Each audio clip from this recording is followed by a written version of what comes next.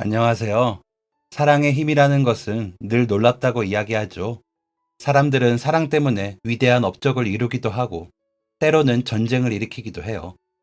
그리고 가끔은 사랑에 눈이 멀어 절대 하지 못할 일들을 하기도 하고, 바보 같은 실수를 하기도 하는데요.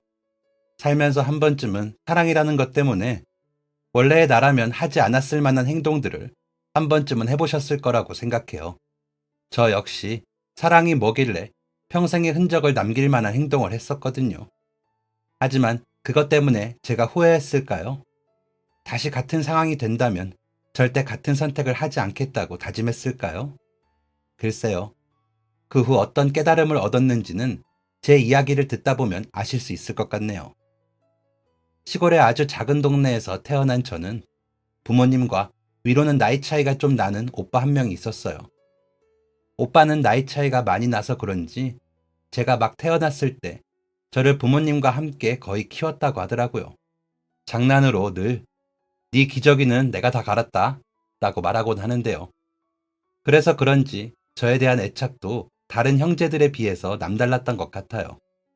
주변의 친구들 이야기를 들어보면 오빠라는 단어만 나와도 너무 싫어하면서 정말 꼴도 보기 싫다고 하는 경우가 많거든요. 그런데 저는 오히려 부모님보다 오빠가 더 편하고 좋아서 한 번도 그런 생각을 해본 적이 없었어요. 부모님께 혼나고 방구석에서 울고 있을 때면 먼 길을 걸어 슈퍼에 가서 사탕 하나를 사와서는 몰래 방에다 가져다 주고 저를 달래주고는 했거든요. 그뿐만 아니라 비가 오면 학교에서도 우산을 들고 뛰어오고, 눈이 오면 길 미끄러워 혼자 다니면 큰일 난다면서 꼭 데리러 오고는 했어요. 어떻게 보면 저희 부모님보다도 더 극성으로 저를 보살펴 주었죠. 무뚝뚝한 경상도 아버지 밑에서 태어나 자란 오빠는 사실 다른 친구들이 여자 형제가 있었던 게 늘 부러웠다고 해요. 이러니 저러니 해도 나름의 애교가 있는 여자 형제들을 보면서 누나는 늦었으니 나도 여동생 하나 있었으면 좋겠다, 그러면 정말 잘해줄 텐데 하는 생각을 늘 했었다고 하더라고요. 하지만 오랫동안 동생 소식은 없어서 마음을 내려놓고 있었는데, 늦었다고 생각한 어느 날 갑자기 제가 뿅 하고 나타난 거죠. 여동생이라는 말을 들었을 때 하늘에서 내 소원을 들어주셨구나. 앞으로 진짜 착하게 살겠다. 동생을 위해서 세상에서 제일 좋은 오빠가 되겠다고 몇 번을 하늘에다가 소리쳤다고 해요. 그러다 보니 저한테는 오빠가 마치 부모님과 같았어요. 힘들 때는 곁에 있어주고, 저를 돌봐주고, 놀아주고, 나중에 잘하면 효도는 오빠한테 하라는 농담을 주변에서도 할 만큼 저희 남매 사이는 무척이나 각별했죠. 제가 고등학교에 입학하면서 아버지가 돌아가시고 나서는 더욱 그랬어요. 진짜 오빠가 제 보호자가 되었고, 당시 큰 도시에서 일을 하고 있던 오빠는 이제 아버지가 계시지 않으니 먹고 살 길도 막막하고, 제 미래를 위해서도 큰 도시에서 지내는 게 나을 거라고 어머니를 설득해 전학수속을 밟아 저를 도시로 데려갔죠. 오빠는 결혼해서 아이가 하나 있었는데, 그래서 바쁘고 정신이 없을 텐데도 저랑 어머니만 시골에 둘 수 없다고 고집을 부렸어요. 저는 아이 보느라 바쁜데 저까지 신경 써야 할 새언니에게 미안하기도 해서 가지 않을까 생각도 해봤지만, 새언니도 어머니랑 아가씨가 오셔서 육아도 도와주시면 너무 좋을 것 같다고 저희를 설득했죠. 어릴 때부터 살던 익숙한 동네와 친구들이랑 이별을 하는 게 싫었지만 딱히 선택권이 없었어요. 그리고 제가 동네를 떠나기 싫었던 또 하나의 이유가 있었는데요. 바로 제 첫사랑 때문이었죠. 저희 두 사람은 거의 옆집에 살면서 태어날 때부터 친구였어요. 부모님들끼리 저희가 태어나기도 전부터 서로 잘 아는 사이였거든요. 그러다 보니 저희도 자연스럽게 태어나자마자 가장 가까운 이웃이자 친구가 되었죠. 같은 해에 태어나 나이도 같고 집도 바로 옆이라 매일같이 붙어 지내며 학교도 같이 다니다 보니 서로가 없는 순간이 상상도 되지 않을 만큼 가깝고 특별한 사이였어요. 어릴 때는 그저 부모님들끼리 장난삼아 우리는 이미 사돈 사이라고 이야기하곤 했는데, 점점 자라면서 저희 역시도 서로에 대한 이성적 호감이 생겨나기 시작했죠. 물론 둘 다 주변에 다른 남자나 여자아이들이 없었기에 비교 대상이 없던 것도 있겠지만, 그냥 자연스럽게 저희 두 사람은 지금까지도, 그리고 앞으로도 계속 함께할 운명이라고 생각했어요. 당연히 결혼은 너랑 하는 거 아니야? 어릴 때부터 받았던 세뇌교육 때문인지, 아니면 동네에서 괜찮은 사람이 딱히 없었기 때문인지, 중학생쯤 되면서부터는 저희에게 결혼이라는 이야기가 당연해졌어요.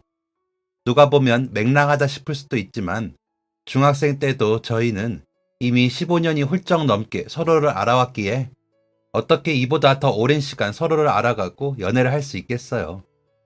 평생을 함께한 사이였는데 갑작스럽게 이별을 해야 한다고 하니 어떻게 받아들여야 할지 몰랐어요.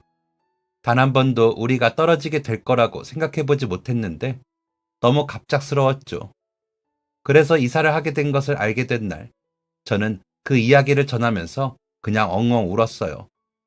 지금 사는 곳과는 아주 먼 곳이고 한 번도 서로 떨어져 본 적이 없었기 때문에 그냥 이렇게 우리는 끝이라고 생각했거든요. 편지하면 되지. 전화도 하고 부모님께 물어봐서 너 보게 데려다 달라고 하면 된다. 어린아이처럼 울기만 하고 있는데 그 애는 무척 담담하게 말했어요. 마치 우리가 떨어져 있는 물리적 거리라는 것은 아무것도 아니라는 듯 말이죠. 이런 건 아무 문제도 되지 않는다는 듯 담백하게 이야기하는 그 애의 말을 듣고 문득 안심되었어요. 아, 그래. 편지를 써도 되고 부모님이나 오빠한테 이야기해서 서로 만나러 와도 되는구나. 이사를 하면 그냥 이대로 영영 보지 못한 채 끝이라고만 생각했는데 그게 아니었어요. 지금만큼 서로 가까이 있지는 못하겠지만 저희가 서로 연락하고 만날 수 있는 방법은 무수히 많았죠. 그리고 그 애의 말이 크게 위로가 되었어요. 내가 끝이라고 생각했던 우리 사이를 이 아이는 한 번도 그렇게 생각한 적이 없구나. 내가 어디에 있던 얼마나 멀리에 있던 이 애는 나와 헤어지겠다는 생각은 하지 않는구나 하고 말이죠. 그리고 의젓한 그 애의 모습에 아, 역시 나는 결혼은 얘랑 해야겠다 는 생각이 들면서 다시 반하게 되었어요. 그래도 물리적 거리라는 것은 누구에게나 힘든 일이죠. 또 이별이라는 것은 누구에게나 슬프고 가슴 아픈 일이기도 하고요. 제 앞에서는 담담한 척 이야기했지만 나중에 그의 어머니에게 듣기로는 집에서는 몇 날 며칠을 울었다고 해요. 매일 밤 혼자서 눈이 퉁퉁 붓게 울고는 아침마다 우리 집 앞으로 저를 데리러 가려다 쓸쓸히 다시 돌아가면서 또 눈물을 훔쳤다고 하더라고요. 제 앞에서는 어른스럽게 행동하느라 한 번도 그런 티를 내지도 않았고 그런 이야기를 꺼내지도 않았지만 사실 그 애도 저와 떨어져 있는 상황이 익숙하지 않고 마음 아프기도 했었나 봐요. 나중에 그의 어머님으로부터 그 이야기를 듣고 몇 주 동안 놀렸던 것 같아요. 이러니까 말 안 한 거야 라고 하면서 뾰루통한 표정을 지을 때마다 저는 재밌어서 더 놀리고는 했죠. 그리고 아, 이 사람이구나 싶었던 점은 또 있었어요. 바로 저희 아버지가 돌아가신 직후였죠. 다른 도시에 있는 오빠에게 소식이 전달됐고 오빠가 집으로 오기까지는 그래도 저녁부터 다음날 아침까지 시간이 걸렸어요. 어머니는 그 소식을 듣자마자 너무 충격받으셔서 쓰러져서 병원에 계셨거든요. 그때 그 아이는 자신의 부모님에게 저희 아버지가 돌아가시고 어머니도 병원에 계셔서 혼자 있다는 이야기를 듣자마자 바로 우리 집으로 뛰어왔어요. 매우 놀라고 충격받았을 것을 대비해서 집에서 청심환까지 챙겨서는 자기도 얼마나 놀랐으면 신발도 짝짝이로 신고 땀을 뻘뻘 흘리면서 왔더라고요. 그러고는 저희 오빠가 올 때까지 밤새도록 우는 저에게 말없이 자기 어깨를 빌려주었어요.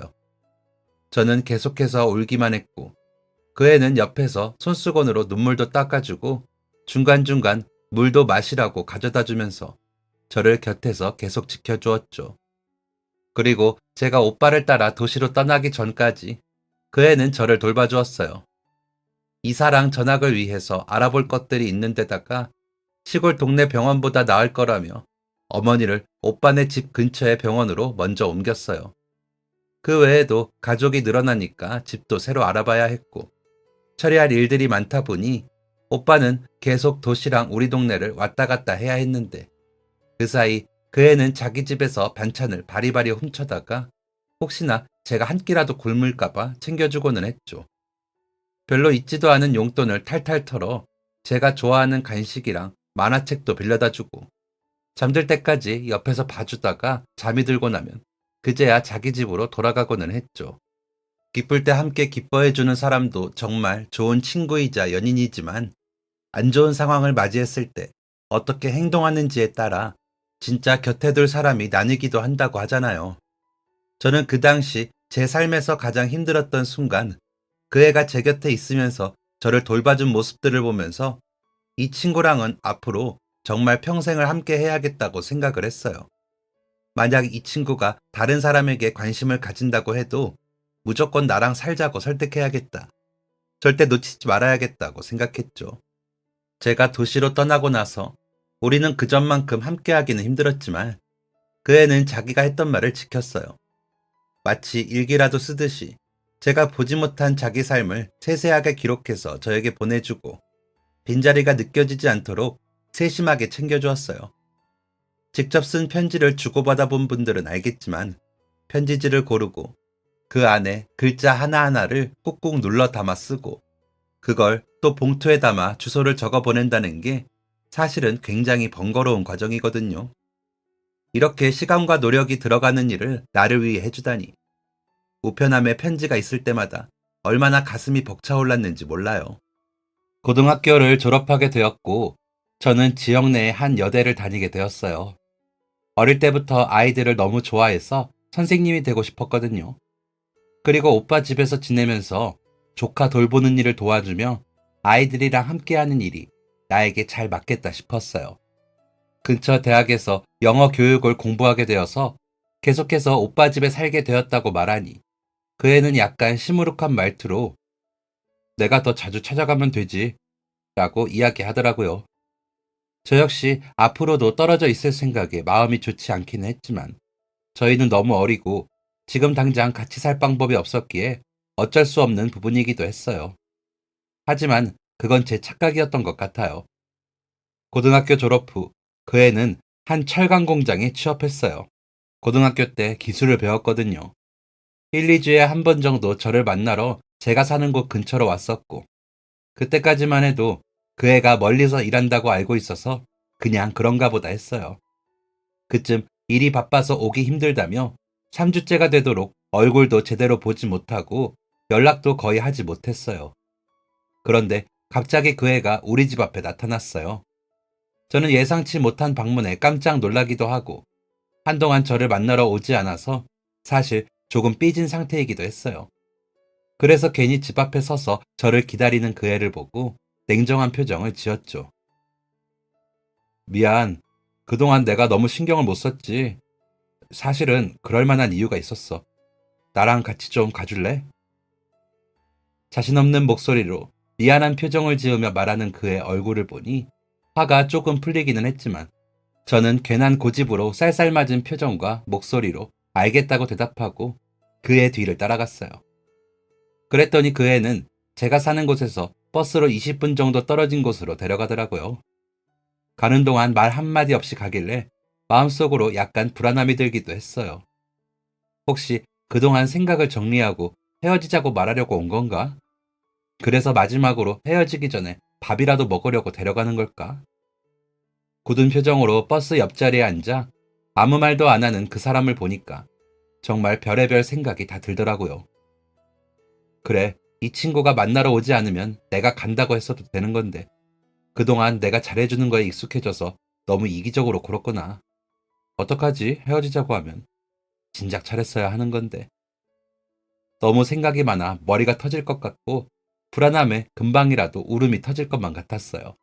그리고 버스에서 내려 말없이 그 친구 뒤를 쫓아가는데 저도 모르게 훌쩍훌쩍 눈물이 나더라고요. 그래서 말없이 뒤를 따라 걷다가 조금씩 훌쩍이기 시작했는데 그제야 앞서가던 그 친구는 깜짝 놀라서 뒤를 돌아봤어요. 여자친구가 갑자기 같이 걷다가 울기 시작했으니 그 어린 마음에 얼마나 놀랐겠어요. 왜 울어? 왜 그래? 당황해서 어쩔 줄 몰라 하며 허둥지둥하는 그의 모습을 보니 저도 모르게 눈물이 펑 하고 터졌어요. 그래서 엉엉 울면서 미안하다고 내가 잘못했다고 사과하기 시작했는데 제 머릿속에서 무슨 생각이 일어나는지 몰랐던 그 애는 제가 갑자기 울면서 사과하는 게 당황스러울 수밖에 없었죠. 저는 울면서 나랑 헤어지려고 하는 거 아니냐고. 근데 난 못 헤어지겠다고 이야기했어요. 그제야 그 친구는 굳어있던 얼굴이 풀어지더니 다리에 힘이 풀린 듯 그 자리에 주저앉더라고요. 나도 헤어지기 싫어. 너랑 헤어진다는 생각도 해본 적 없어. 그 애가 웃으며 말했어요. 그러더니 다시 벌떡 일어나 제 손을 잡고 씩씩하게 걷기 시작했죠. 저는 눈물 범벅이 된 얼굴로 그 애의 뒤를 따라갔는데 한 건물 앞에 멈추어 섰어요. 그리고 계단을 따라 4층까지 올라가더니 현관문 앞에 서서 주머니에서 열쇠를 꺼내 열더라고요.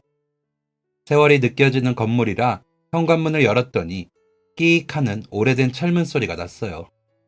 그리고 집 안으로 들어가니 부엌이 하나 있고 중문 안쪽으로 작은 방과 화장실이 있는 집이더라고요. 저는 이게 뭔가 싶어서 멀뚱하니 현관에 서 있었어요. 그 애는 신발을 벗고 들어가더니 집안의 불을 다 켜더라고요. 들어오라는 손짓에 저도 신발을 벗고 들어갔어요. 이게 다 뭐냐고 물어봤더니 작아서 딱히 소개할 만한 것도 없는 집 구석구석을 소개해 주더라고요. 저는 여전히 이해되지 않는 얼굴로 쫓아다니며 집 여기저기를 살펴봤어요. 오래된 건물이기는 했지만 도배와 장판은 새 것이었고 청소를 열심히 했는지 선반 안쪽까지 먼지 하나 없이 깨끗했어요. 집 구경을 대충 끝내고 방 가운데에 멀뚱하니 서 있는데 그 애가 갑자기 옷장 안에서 웬 꽃다발을 꺼내왔어요. 아직 집이라고는 방 하나가 전부인 월세지만 내가 앞으로 더 열심히 일해서 꼭 더 좋은 집으로 이사 갈게. 지금 당장은 내세울 것도 가진 것도 없지만 나랑 결혼해 줄래? 그러더니 한쪽 무릎을 꿇고 앉아서 주머니에서 얇은 실반지 하나를 내밀었어요. 전혀 예상하지 못했던 상황이라 무척이나 당황스럽더라고요. 알고 보니 지난 몇 주 동안 그 애는 저랑 살 집을 구하고 프러포즈할 반지를 사고 집을 청소하고 준비하느라 바빴던 거였어요. 그리고 고등학교 졸업 후 저랑 조금이라도 더 가까이 있기 위해서 제가 사는 동네 근처에 있는 공장으로 취업을 한 거였죠. 제가 다른 지역으로 이사를 하게 되었을 때 머리를 한 대 쿵 맞은 것 같았다고 해요. 평생 같은 동네에서 지내면서 언젠가 그 근처에서 일하고 결혼하게 될 줄 알았는데 사람의 미래라는 게 예상한 대로 흘러가는 것만은 아니구나 싶었대요. 우리가 아무리 태어날 때부터 같은 동네에서 자랐다고 하더라도 어떤 상황이 생길지 모르는 거구나. 그래서 우리가 계속 함께하지 못할 수도 있구나. 라는 것을 깨닫게 되자 헤어지지 않고 계속 함께할 수 있는 방법을 찾아야겠다는 생각이 들었다네요. 그리고 그 방법이 바로 결혼을 하는 거였고요. 그래서 제가 이사를 한 이후부터 동네에서 일손을 도우면서 돈을 조금씩 모으기 시작했고 고등학교를 졸업하고 나서도 바로 취직을 해서 저와 함께 살기 위해 돈을 모았다고 해요.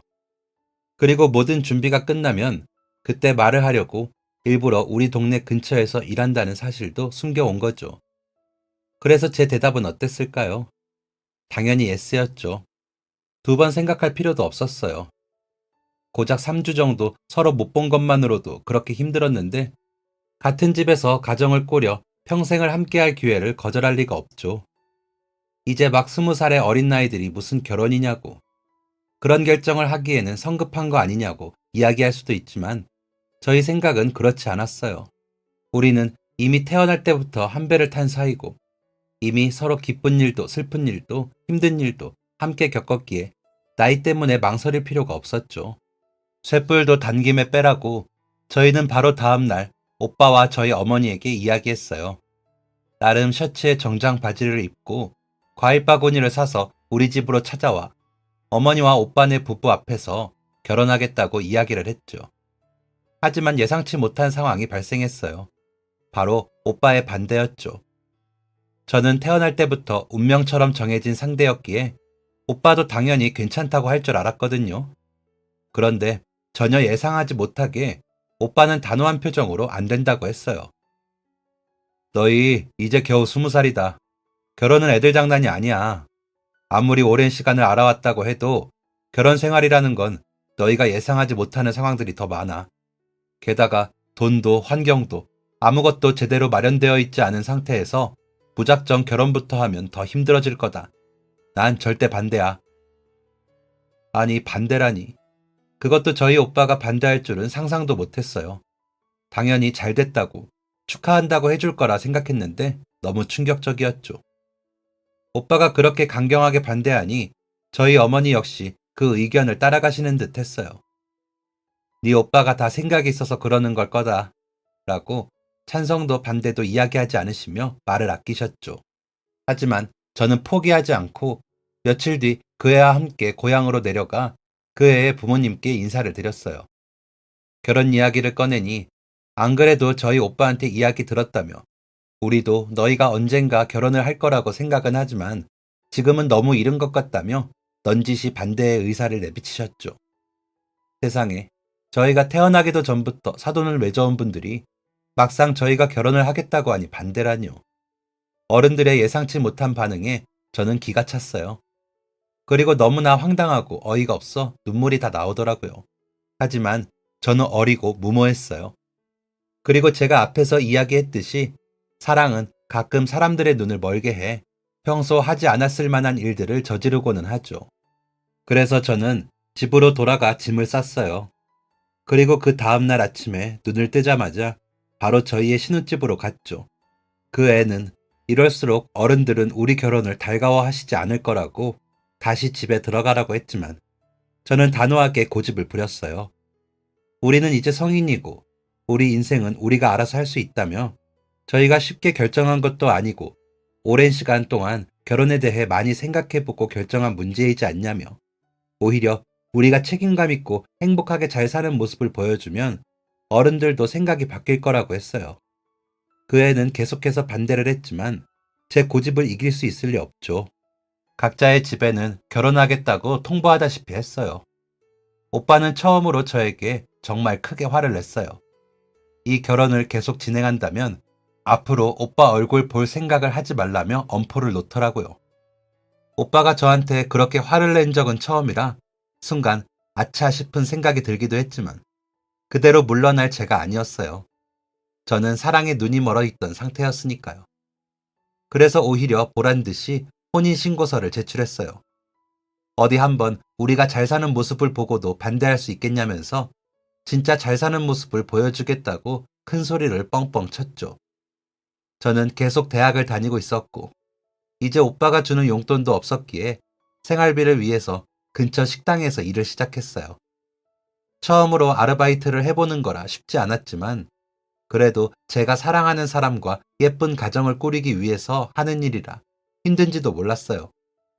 학교에 다니고 일하고 그 애는 주 6일을 공장에서 일했어요. 저희는 각자의 삶에 치여서 늘 피곤하고 힘들었지만 집으로 돌아와 서로의 얼굴만 보면 모든 피로가 사르르 녹아내리는 것 같았어요. 그리고 제가 집을 나온 이후로 오빠는 정말 한 번도 저에게 연락하지 않았어요. 아주 가끔 새언니나 어머니가 저를 걱정해서 연락하고 가끔 조카와 함께 외출을 했을 때 맛있는 걸 사주거나 반찬이나 생활용품을 챙겨주고는 했어요. 오빠가 저를 너무 많이 아껴서 제가 성급한 결정을 내리는 것 같아 걱정을 하는 거라고. 사실 제가 그렇게 집을 나가서 오빠는 화가 나기보다 슬프고 상처를 받은 거라고 하더라고요. 지금 당장은 서로 감정이 격해져 있지만 시간이 지나면 서로를 이해하게 되는 날이 올 거라는 위로도 해주었어요. 저 역시 아버지나 다름없던 오빠와 사이가 틀어진 게 마음이 편하지 않았지만 지금 당장은 어떻게든 제 결정이 틀리지 않았다는 것을 증명하고 싶었어요. 그래서 먼저 오빠에게 연락하지 않았죠. 하지만 저희가 혼인신고를 한 그해 오빠에게 연락할 수밖에 없는 일이 생겼어요. 남편이 야간 근무를 나간 어느 날이었어요. 다음날 아침 퇴근 시간이 되어도 돌아오지 않길래 추가 근무라도 하나보다 하며 퇴근하고 오면 먹으라고 아침밥을 차려두고 편지 한 장을 남기고 저는 바로 학교에 갔어요. 수업을 마치고 집으로 돌아왔는데 밥도 그대로 있고 남편도 보이지 않더라고요. 이렇게까지 늦어진 적은 없었기에 불안한 생각이 들던 중 집으로 전화가 왔어요. 받아보니 근처에 한 대학병원이었죠. 남편이 사고가 났다고 빨리 와야 한다는 이야기에 심장이 멎는 듯 했어요. 어떻게 해야 할지 몰라서 허둥지둥 거리다가 맨발에 슬리퍼를 겨우 신고 병원으로 뛰어갔어요. 날씨가 꽤 추워진 겨울이라 차가운 공기에 그대로 드러난 맨발이 얼어붙을 것처럼 차가웠고 옷도 제대로 챙겨 입지도 못해서 차가운 공기가 폐 안쪽까지 들어가 온몸이 얼어붙는 것만 같았어요. 그렇게 정신없이 뛰어가 도착했는데 의료진들이 난감한 표정을 짓고 있더라고요. 보호자님이세요? 라는 질문에 아내입니다. 라고 대답했죠. 결혼한 이후 가장 무거운 대답이었던 것 같아요. 어디서 응급처치라도 받고 있거나 수술실에 들어갈 준비라도 하고 있을 줄 알았는데 남편은 링거 하나도 꽂고 있지 않았어요. 사실 처음 봤을 때 상처가 너무 심해서 제대로 눈을 뜨고 보기도 힘들었어요. 속이 울렁거려 남편의 망가진 얼굴을 보다가 화장실로 뛰어가 구토했어요. 평생을 함께하면서 예쁘고 멋진 모습을 그렇게나 많이 봤었는데 지금 당장은 아까의 상처투성이 모습만 계속 떠오르더라고요. 속이 울렁거리고 머릿속이 어지러우면서 정신을 제대로 차릴 수가 없었어요. 계속 구토하고 화장실 바닥에 쓰러져 있다시피 하다가 결국 울음이 터져나왔어요. 남편의 상태에 대해 누군가 이야기를 꺼내지 않아도 알 수 있었어요. 저렇게 심각한 모습의 사람을 주변에 의료진도 없이 링거 하나 꽂아두지 않은 채 두었다는 것은 이미 죽었기 때문이겠죠. 저는 차가운 화장실 바닥에 앉아서 한참을 울었어요. 울고 또 울고 계속 울기만 했어요. 결국 한 간호사분이 저를 찾아와 상태를 확인하고 겨우 부축을 해서 밖으로 나올 수 있었죠. 제가 처음에 겪었던 장례식은 아버지의 장례였는데 그때는 오빠와 다른 어른들이 도와줬기에 제가 할 일은 슬퍼하는 것 말고는 없었어요. 하지만 이번에는 제가 그 사람의 보호자이자 가족이기에 모든 결정이 저에게 맡겨졌죠. 물론 남편의 부모님에게 연락을 드렸지만 고향에서 올라오시려면 시간이 좀 걸렸어요. 그동안 저는 사망 선고를 듣고 사고 경위를 듣고 장례를 위한 절차에 관한 설명을 들었어요. 하지만 그냥 지나가는 소음처럼 그런 내용들은 제 귀에 들어오지 않았죠. 아침에 퇴근하던 중 남편은 음주운전 차량에 치였어요. 맞아요. 세상에 이런 일도 있더라고요. 밤새 열심히 일하고 귀가하는 사람을 밤새 술을 먹은 누군가가 차로 쳐서 죽게 하는 상황 말이죠. 세상은 참 불공평하게도 사고를 낸 운전자는 멀쩡했어요. 물론 완전히 멀쩡하지는 않았지만 적어도 살아있었죠. 너무 화가 났어요. 그 사람이 어떤 벌을 받더라도 제 남편이 살아 돌아올 수는 없었죠. 그래도 그 가족들이 죄송하다면서 막대한 돈을 내밀었어요. 장례를 진행하는 비용을 그 돈으로 냈고 남은 돈은 시부모님에게 드렸는데 자기들은 필요 없다면서 저한테 주시더라고요. 뭘 해야 할지, 어떻게 해야 할지 몰랐어요. 남편과 함께 살던 그 작은 집이 너무나 커 보였어요. 둘이 있을 때는 한 번도 이 집이 이렇게 차갑고 쓸쓸하게 느껴진 적이 없었는데 마치 이 세상이 전부 텅 비어버린 것만 같았어요. 집 안에 앉아 있으니 제 주변의 공기가 모두 얼어붙은 것처럼 차갑게 느껴졌어요. 며칠을 밥도 먹지 않고 잠도 제대로 자지 않고 뜬 눈으로 밤을 새웠어요. 그리고 자리에서 일어났는데 갑자기 머리가 어지러우면서 세상이 빙글빙글 도는 것 같았어요. 그 자리에서 그대로 쓰러진 것 같은데 눈을 떠보니 병원이더라고요. 알고 보니 제가 걱정되어서 찾아왔던 새언니가 방 한가운데 쓰러져 있는 저를 발견했다고 해요. 눈을 뜨니 걱정스러운 얼굴로 제 곁에 있는 새언니의 모습이 보였어요. 아가씨, 저 알아야 할 사실이 있어요. 새언니는 걱정스러운 얼굴과 무거운 목소리로 이야기했어요. 어떤 이야기를 들어도 남편이 죽은 것보다 놀랍진 않을 거기 때문에 저는 무미건조한 목소리로 뭐냐고 물었어요. 언니는 한참을 망설이며 제 눈치를 살피더니 조심스럽게 이야기를 꺼냈어요. 임신. 알고 보니 제 뱃속에 아이가 있더라고요. 임신 8주 차라고 해요. 다행히 제가 쓰러진 것은 영양실조 때문이었고 결혼했다고 하니 혹시나 하는 마음에 먼저 임신 여부에 관해 확인을 했다고 해요. 세상에. 이제 더 이상 놀랄 일은 없다고 생각했는데 임신이라니.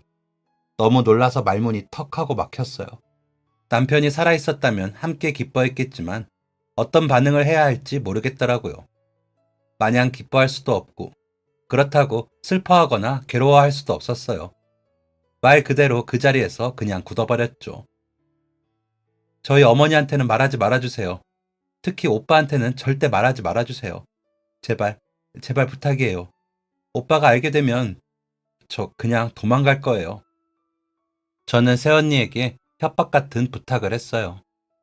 앞으로 어떻게 할지 계획도 없고 어떻게 해야 할지도 몰랐지만 왜인지 오빠한테는 알리고 싶지 않았어요. 어머니보다 오빠에게 알려지는 게 더 두렵더라고요. 그렇게 큰 소리 치면서 집까지 나왔는데 남편은 사망하고 아빠도 없는 아이를 키우게 생겼으니 어떻게 말을 할 수 있겠어요. 그렇게 시간은 계속 흘렀어요. 저는 방구석에서 울고만 있던 지난날을 뒤로하고 앞으로 태어날 아이를 위해서 다시 힘을 내기로 했죠. 학교에는 휴학 신청을 했고 식당 일에다가 전단 돌리기, 선식 배달까지 일을 더 늘렸어요. 아이가 태어나고 나면 어떻게든 돈이 필요할 거고 아직은 남편이 죽고 나서 받은 보상금을 쓸 용기가 없었거든요. 하지만 배는 점점 불러오고 몸은 점점 무거워졌어요. 그러다 보니 점점 일하기가 힘들어지더라고요. 아이가 태어날 준비를 하면서 하나둘씩 일을 줄여갔고 다행히 이 모든 상황을 알고 있는 새언니가 저를 많이 도와주었어요. 언니는 먼저 아이를 낳고 길러본 선배이기도 했기 때문에 옆에서 정말 큰 힘이 되어주었죠. 오빠에게 말하는 게 어떠냐고 몇 번이나 저를 설득했지만 저는 절대 오빠가 알면 안 된다고 완강하게 거절했어요. 영원히 숨길 수는 없다고, 언젠가는 알게 될 거라고 저를 계속 설득했지만 제 대답은 같았죠. 오빠가 알게 되면 사라져버리겠다는 협박 때문에 새언니는 오빠와 어머니에게 알리고 싶은 마음은 굴뚝 같았지만 차마 이야기를 할 수는 없었어요. 그리고 드디어 출산하는 날, 태어나자마자 한눈에 봐도 제 아빠를 쏙 빼닮은 아들이 태어났어요. 그리고 오랫동안 소식도 전하지 못하고 얼굴도 보지 못했던 오빠와 어머니가 찾아왔죠. 옆에서 새언니가 미안해요. 약속 못 지켜서. 그래도 가족들이 알아야죠. 가족이잖아요. 이야기하며 자리를 비켜주었어요. 당장이라도 소리를 치며 화를 낼 줄 알았는데 오빠는 오히려 달려와서 제 손을 잡아줬어요. 그동안 얼마나 힘들었냐고. 왜 말 안 했냐고. 유일한 형제인데 어떻게 그럴 수 있냐고. 전혀 화가 난 표정이나 목소리가 아니었어요. 오히려 항상 강하게만 보였던 오빠가 울면서 제 손을 붙잡고 있더라고요. 오빠가 미안해. 그때 너한테 그렇게까지 하지 않았다면 네가 이런 일로 피하거나 숨길 일도 없었을 텐데. 미안해. 다 내 탓이다. 그렇게 말하는 오빠를 보니 저도 눈물이 왈칵 쏟아졌어요. 오빠는 저를 정말 아끼고 사랑해서 이야기해줬던 건데 오히려 철부지 아이처럼 반항하고 결혼이라는 큰 사고를 저질러버린 것은 저였죠. 저희 남매는 그날 서로 더 미안하다고 한참을 울었어요. 아이는 내 앞으로 호적에 올리자. 오빠가 이야기했어요. 이미 이야기하고 왔던 것인지 어머니도 옆에서 말없이 고개를 끄덕이셨죠. 저는 그게 무슨 소리냐고. 내 아이인데 당연히 내 호적에 올릴 거라고 발끈해서 이야기했죠. 그랬더니 오빠는 차분한 목소리로 저를 진정시켰어요. 알아, 네 아이인 거. 그런데 너 아직 너무 어려. 지금 남편 없는 미망인 딱지 붙이기에도 너무 어린데 거기에 애까지 쓰면 얼마나 힘들어질지 생각해 봤니? 당장 대학도 졸업하기 전에 아이는 어떻게 키우고 공부는 어떻게 하고 아빠 없는 아이로 자랄 아이 걱정도 해야지. 너한테서 뺏어간다는 게 아니야. 어차피 우리는 가족이니까 네가 보고 싶으면 언제든지 볼 수 있어. 다만 너도 아직 어리잖아. 젊잖아. 원래는 하고 싶은 일도 있었고 꿈도 많았잖아. 너 혼자 아이 키우면서는 그 꿈들의 절반도 이루기 힘들 거야. 지금 당장은 마음이 아프다고 생각해도 나중에 네가 스스로 더 성장하게 된다면 오히려 아이 앞에서 더 자랑스러운 엄마가 될 수 있을 거야. 사실 오빠 말이 틀린 게 없었어요. 지금 당장 대학도 휴학하고 식당에서 아르바이트로 생계를 유지하는 제가 어떻게 아이를 키울 여력이 되겠어요? 방 한 칸짜리에서 오래된 빌라에 아이를 데리고 와서 어떻게 잘 돌볼 수 있겠어요? 게다가 아이를 키우는 게 어떤지도 제대로 모르는 고작 20살짜리 애가 말이죠. 저의 미래를 위해서가 아니라 아이가 좋은 환경에서 자라기를 바란다면 오빠가 돌봐주는 게 맞았어요. 오빠는 좋은 직장도 이미 아이를 키워본 아내도 넓고 쾌적한 집도 있으니까요. 내 아이에게 엄마로서 앞에 설 수 없다는 것이 저를 괴롭게 했지만 분명했어요. 아이를 위해서 어떤 선택이 옳은지 말이죠. 결국 저는 오빠의 말을 따라 아이 호적을 오빠 앞으로 올리기로 했어요. 그렇게 저는 우리 아들에게 엄마 대신 고모가 되었어요. 그리고 원래 살던 집을 정리하고 오빠네 집으로 돌아갔어요. 덕분에 아이의 젖을 물리고 아이를 키우는 과정을 저도 함께 할 수 있었죠. 아이가 자라면서 엄마가 아닌 고모로 불리게 되겠지만 그래도 이해가 행복하다면 그걸로 됐다고 생각했어요. 몸을 회복하고 나서 복학했고 이 악물고 열심히 한 덕분에 학교에서는 장학금을 지원해주고 해외로 교환학생도 보내주었어요. 그 후 좋은 성적으로 학교를 졸업했고 하루빨리 돈을 벌고 싶었던 저는 유명 영어학원에 취업했어요. 그 사이 아이도 무럭무럭 자라고 있었어요. 제가 엄마라고 당당하게 밝힐 수는 없었지만 곁에서 저도 아이의 성장을 함께 했어요. 첫 옹알이, 첫 걸음마, 첫 돌잔치. 오빠와 새언니 덕분에 아이는 좋은 집, 좋은 침대, 좋은 장난감과 함께 안전하게 평화로운 삶을 살 수 있었어요. 아이가 자랄수록 내가 엄마라고 이야기하고 싶을 줄 알았는데 아니더라고요. 오히려 오빠와 새언니에게 사랑을 듬뿍 받으면서 그분들이 좋은 부모님이라고 생각하는 아이의 모습을 보니 그렇게 말하고 싶은 마음마저 쏙 들어갔어요. 너무나 행복해 보이는 그 관계를 깨고 싶지 않았죠. 대학 졸업 후에 일을 시작하면서 주변에서 이런저런 소개가 많이 들어왔어요. 친구들도 주변에 괜찮은 사람 있다며 소개팅을 주선하려고 했고, 같은 직장에서 일하는 분 중에도 남자친구 없으면 소개해주겠다고 이야기하더라고요. 오빠랑 새언니를 통해서도 소개팅이나 선짜리 연락이 많이 들어오는 것 같았어요. 아무래도 학원 선생님을 하고 있다고 하니 능력도 있어 보여서 더 그런 것 같았죠. 저희 어머니는 돌아가시기 전에 제 손을 붙잡고 말했어요. 첫사랑도 소중하고 좋지만 평생을 혼자서 살 수는 없지 않냐고. 그러니까 아예 가능성도 차단하지 말고 좋은 사람을 찾으려고 시도라도 해보라고요. 그래서 못 이기는 척 몇 번 소개받으러 나가보기도 했는데 영 마음에 끌리는 사람이 없었어요. 외모도 괜찮고 학벌도 좋고 직장도 훌륭하고 성격도 좋은 사람들이 대부분이었는데 이상하게도 제 눈에는 그런 게 하나도 들어오지 않았어요. 그렇게 오랜 시간이 지났는데도 이상하게 자꾸 세상을 떠난 전 남편만 떠올리게 되더라고요. 어느 자리에 나가도 누구를 만나도 아, 지금 이 앞에 있는 사람이 그 애라면 얼마나 좋을까. 그 애였다면 여기서 이렇게 말했겠지. 이런 음식을 주문했겠지. 자꾸만 그런 생각만 들었어요. 그래서 누구와 함께 있어도 집중을 할 수가 없었죠. 오랜 시간이 지나서 그저 이제는 제 아이의 아빠, 소중했던 첫사랑으로 추억이 되었을 거라고만 생각했는데 다른 사람들을 만나보니까 알겠더라고요. 제가 그 사람을 아직도 너무 많이 사랑하고 있다는 것을 말이죠. 그러다 보니 남편이 죽은 지 꽤 오랜 시간이 흘렀는데 새로운 사람을 만나지는 못했어요. 새로운 사람을 만나려는 마음도 들지 않는 것을 보면 앞으로도 꽤 오래 이렇겠구나 싶은 생각도 들어요. 가끔 제 아들이자 조카가 고모는 왜 남자친구가 없어? 라고 물어보고는 해요. 저는 그럴 때마다 너만큼 잘생기고 재밌는 남자가 없더라고. 고모는 우리 조카님이 이상형이거든. 하고 농담처럼 넘기고는 하죠. 취직도 하고 아이들도 커가면서 저는 어쩔 수 없이 독립했어요. 다 큰 여동생을 끼고 사는 게 주변에서 좋게 보일 리도 없고 애들이 커가면서 여유 공간도 더 많이 필요하니까요. 하지만 독립을 하고 나서도 가능하면 자주 아이들을 보려고 노력했어요. 그리고 아이들이 성장하면서는 제가 손 가는 부분이 덜하니까 점점 더 해줄 수 있는 일이 줄어들더라고요. 그래서 열심히 돈을 벌어서 아이들이 갖고 싶어하는 장난감도 잔뜩 사주고 용돈도 듬뿍 주고 남편이 죽은 후로 운전에 대한 거부감이 컸는데 아이들 학원도 태워주고 재밌는 곳도 데려다주고 싶어서 무서움을 극복하고 운전면허도 땄어요.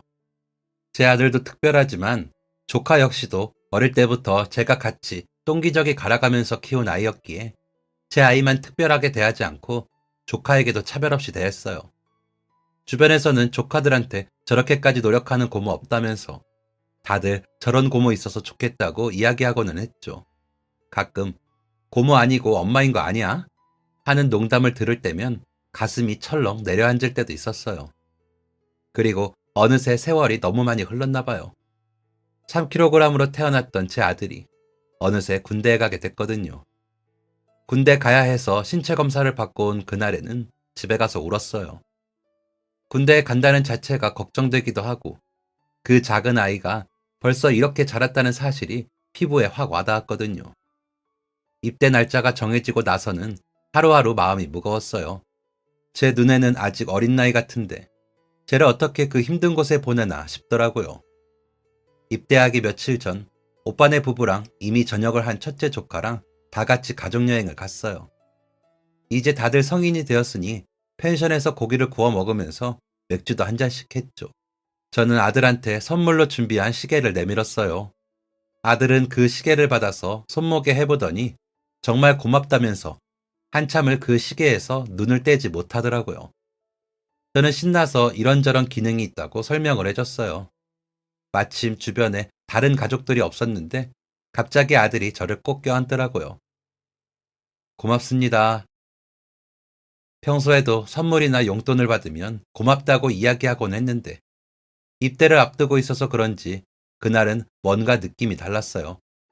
저도 당분간 없을 기회이기 때문에 같이 꼭 껴안아 주었죠. 고마워요, 엄마. 순간 제가 잘못 들었나 했어요. 화들짝 놀라서 그의 얼굴을 쳐다봤더니 눈에 눈물이 글썽이고 있더라고요. 내가 잘못 들은 건가 싶어서 뭐라고? 하면서 다시 아들 얼굴을 쳐다봤어요. 저 사실 알고 있어요. 고모가 제 고모가 아니라 엄마잖아요. 저는 너무 깜짝 놀랐어요. 살짝 취기가 오르던 맥주가 한순간에 다 깨버렸죠. 이제까지 평생을 비밀로 잘 지켜왔다고 생각했는데 제가 이 아이 앞에서 숨기던 단 하나의 사실을 이미 알고 있었다니 너무 충격적이었어요. 예전에 배가 아파서 학교에서 일찍 조퇴를 한 날이 있었어요. 제가 들어온 걸 몰랐는지 아빠랑 할머니가 이야기하는 걸 들었어요. 그때 호적에 올리지 않았으면 고모가 얼마나 힘들게 살았을까 하는 이야기였는데 커갈수록 제 아빠랑 똑 닮았다고 그 애 참 좋은 애였다며 살아있었으면 좋은 아빠가 되었을 거라고 그런 이야기였어요. 그래서 제가 고모 아들이라는 걸 알게 되었는데 사실 저도 어떻게 이야기를 해야 할지 몰랐어요. 그리고 다들 비밀로 하는 데는 이유가 있다고 생각해서 그냥 아무 말 하지 않았어요. 그리고 그때서야 이해가 됐어요. 고모가 왜 결혼도 안 하고 아이도 없는지, 왜 아무도 만나지 않는지, 또 왜 그렇게 저한테 사랑과 노력을 아낌없이 주는지요. 저한테는 정말 행복한 일이었어요. 저를 너무나 사랑하는 엄마가 2명이나 있는 거였으니까요. 감사해요. 그동안 곁에서 늘 아껴주고 사랑해줘서 항상 제 곁에서 저를 돌봐주셔서 고마워요, 엄마. 아, 우리 애가 다 알고 있었구나. 그동안 얼마나 마음이 복잡했을까. 그런데도 티도 내지 않고 그냥 묵묵히 기다려줬구나. 어른들이 이야기를 꺼낼 때까지 어떻게 이렇게 속이 깊은 아이로 자라났을까 싶어요. 제가 아무리 잘해줬다고 해도 자신이 부모님의 친자식이 아니라는 거, 그리고 고모가 엄마라는 사실이 마냥 기쁘지만은 않았을 텐데 오히려 저한테 잘해줘서 고맙다니. 사랑해주는 엄마가 둘이라서 행복하다니. 이 아이가 이렇게 속이 깊은 것은 아마도 제 아빠를 닮아서일 거예요. 미안해. 미안하다. 뭐가 미안해요. 다들 제가 상처받지 않기를 바래서 저를 지켜주려고 하신 거잖아요. 그때 당시에 혼란스럽기는 했지만 그때 아빠랑 할머니가 계속 그러셨어요. 엄마는 저를 위해 무엇이든 한다고요. 저를 지키기 위해서 정말 많은 것을 포기하셨다고요. 그리고 제가 지금까지 받아온 것들을 떠올려 보면 맞아요. 다른 고모들은 절대 할 수 없을 만큼 저한테 사랑을 주셨죠. 그러니까 미안해하지 마세요. 저는 오히려 고마운 일들이 더 많아요. 그리고 이제 다 알게 되었으니까 아빠, 제 친아빠 이야기 좀 해주세요. 항상 너무 궁금했는데 차마 물어볼 수가 없었거든요. 자신에게 진짜 아빠가 있다는 것을 알게 되었으니 그날부터 얼마나 궁금했을까요? 저희는 그날 펜션 앞 마당에 앉아 정말 많은 이야기를 나누었어요.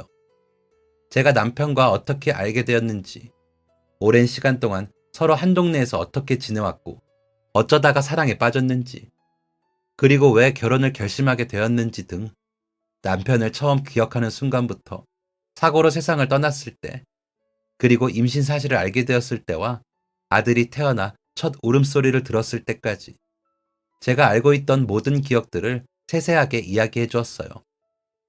그동안은 차마 고모의 역할을 하느라 말하지 못했던 것들을 이번 기회에 모두 말해 주었죠. 아들은 때로는 웃으면서, 때로는 눈물을 지으면서 이야기를 들었어요. 저는 아빠가 얼마나 좋은 사람인지에 대해서 계속해서 이야기해 주었죠. 아이는 그렇게 좋은 분이 자신의 아빠라니 너무 감사한 일이라며 한 번도 뵙지 못한 것이 아쉽다고 하더라고요. 아빠를 직접 만나지 못해서 아쉽지만 아빠에 대해 궁금해질 때면 거울을 들여다봐. 너는 네 아빠를 꼭 닮았거든. 넓은 이해심, 따뜻한 마음, 그리고 얼굴도 너희 아빠를 꼭 닮았단다. 그리고 한참을 이야기하던 중 저는 나중에 아들에게 물려주려고 아직 그때 받은 보상금을 한 푼도 쓰지 않았다고 말했어요. 아들은 곰곰이 생각에 잠기더니 혹시 이렇게 해도 괜찮을까요? 라고 조심스럽게 물어보더라고요. 그렇게 그동안 제가 꼭꼭 숨겨왔다고 생각했던 비밀이 사실은 비밀이 아니었고 저희 아들은 무사히 입대했어요. 그리고 그 후로 어떻게 됐냐면요. 저는 사람들에게 여전히 고모로 알려져 있기는 하지만 이제 아들 앞에서는 당당하게 엄마로 나설 수 있게 됐어요. 저희 아들이 이제 자기도 다 알았으니 더 이상 한 발짝 물러서서 고모로 지내지 말고 엄마로서 당당하게 곁에 있어도 된다고 허락해 줬거든요. 그래서 열심히 면회도 하고 필요하다는 거 있으면 택배도 보내주고 나중에 전역하고 나서 해외여행이라도 갔으면 싶어서 따로 적금 통장에 돈도 모아주고 있어요. 그리고 자랑스러운 제 아들은 군대에서도 아주 씩씩하게 잘 지내고 있다고 하더라고요. 그리고 아들의 부탁으로 예전에 가해자 가족들로부터 받았던 그 돈은 기부를 했어요. 음주운전으로 인해 피해를 당한 가족분들을 위한 후원이 가능하더라고요. 아들의 요청으로 세상을 떠난 남편의 이름으로 기부를 했는데 저는 이렇게 쓰려고 생각조차 하지 못했는데 덕분에 어려운 마음에 손도 대지 못했던 돈을 마침내 알맞은 곳에 쓸 수 있게 되었어요. 이제 제 마음을 무겁게 짓누르던 것들도 모두 사라졌고 이제 제 소원이 있다면 사랑하는 제 아들이 아프지 말고 다치지 말고 건강하게 군 생활을 모두 무사히 마무리하는 것뿐이에요.